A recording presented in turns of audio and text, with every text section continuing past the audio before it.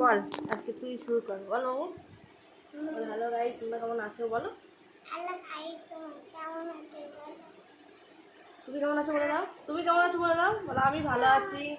আর তুমি কী করছো সেটাও বলে দাও। এখন কী খাচ্ছ? আর এখন কটা বাজে চা খাচ্ছ? 9:30 বাজে। খ্যাপা 10টা বাজে।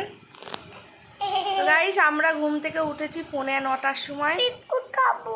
দাঁড়াও, 9:45-র সময় উঠেছি। চুল টুল কিচ্ছু আজরাইনি, খেবি খেবি লাগছে। যাই হোক, তো উঠেই কাজকর্ম ছিল আমার মেজো ছেলের, আমি ঝটপট করে কাজ করে নিলাম।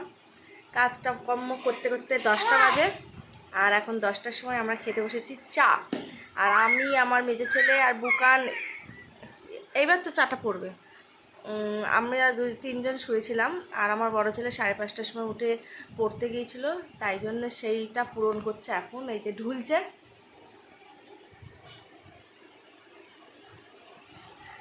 ঘুমাচ্ছিল এসে।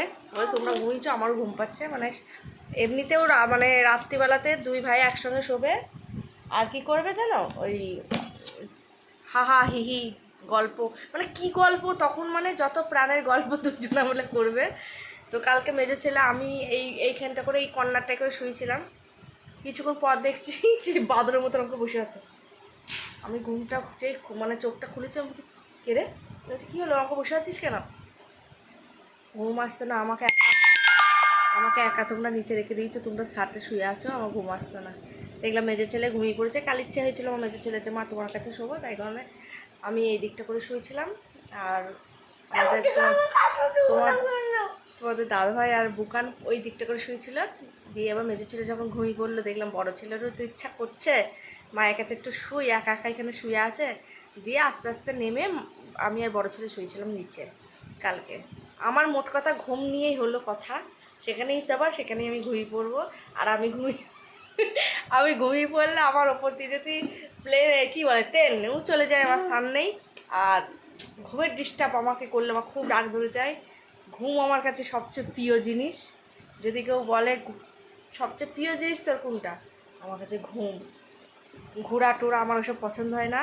ঘুরতে গিয়ে আমাকে বেকার নিয়ে যাওয়া, কারণ হচ্ছে ঘুরতে গেলে সবাই শুধু ঘুরতে মানে শুধু রেডি হয় আর ঘুরে, শুধু রেডি হয় আর ঘুরে, যে টাকা খরচ করে বাবা ঢাকা ঘুরতে ভালো লাগে না নাকি? এটাকে ঘুরো, আমাকে নিয়ে যাবো নাকি? একটা ঝগড়ুটি হয়েছে আমার বুড়ো বয়সে, শুধু ঝগড়া করে। তো যাই হোক, এই হচ্ছে ব্যাপার। তো সেখানে গিয়েও আমি ওই কী বলে আমার তোমরা যাও একটু ঘুরবায়। আমি একবার দীঘায় গিয়েছিলাম, তখন ভিডিও টিডিও করতাম না। তো আর কোথাও ঘুরতে যাইনি। যতবার টিকিট কেটেছে তোমাদের দাদাভাই, দার্জিলিং বলো এ বলো ও বলো, আমি টিকিট ক্যান্সেল করে দিয়েছি। ও কে যাচ্ছে।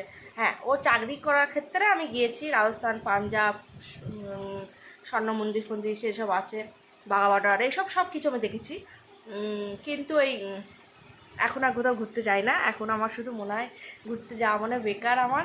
বাড়িতে ওর থেকে বাড়িতে কেউ থাকবো না, ওই শুধু ঘুমাবো। এখনই যদি বলে ঘুমিয়ে পড়তে ঘুমিয়ে পড়তে পারি, চ্যালেঞ্জ নাই বাবু। বাবু বল তো তোমার ঘুমায়, হ্যাঁ বল। লজ্জা পাচ্ছে। লজ্জা পাচ্ছে বাবু? কী পাচ্ছে বদ্দা? হ্যাঁ বদ্দা লজ্জা পাই, বুকার লজ্জা পায় না। তো যাই হোক, এখন আমরা চা খাবো। এই দেখো দুধ চা। তো চলো, লোকের দুপুরে খাওয়া কমপ্লিট আর আমরা চা খাচ্ছি। আর আজকে এত বাজে ওয়েদার ভাই রে ভাই, আবার মেঘ করেছে। আর তোমার দাদাভাই অফিস গিয়েছে, কলকাতার দিকে প্রচুর বৃষ্টি হচ্ছে।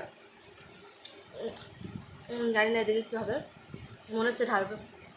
মায়ের কাছে যাবো ভাবলাম একটু পঞ্চমী আজকে খেতে, যেতে পারবো বলে মনে হচ্ছে না। তো চলো আবার পরে আসছি, টাটা। চা খেয়ে নি। আর আমরা সবাই এরকম খেতে বসেছি। ওই যে একজন, আমি এই শুধু আমার সে ব্যাদরা আসেনি, তাকে 3বার ডাকার পরও এখনও আসেনি, এতে তার চা পড়ে আছে। হ্যাঁ, ওটা একটা কথা শোনো আমার। আর বুকান বিস্কুট শেষ করে ফেললো। চলো রেখে দিলাম, নাহলে বিস্কুট শেষ। মনের সুখে মা গল্প করছে, মনের সুখে বিস্কুট খাচ্ছে।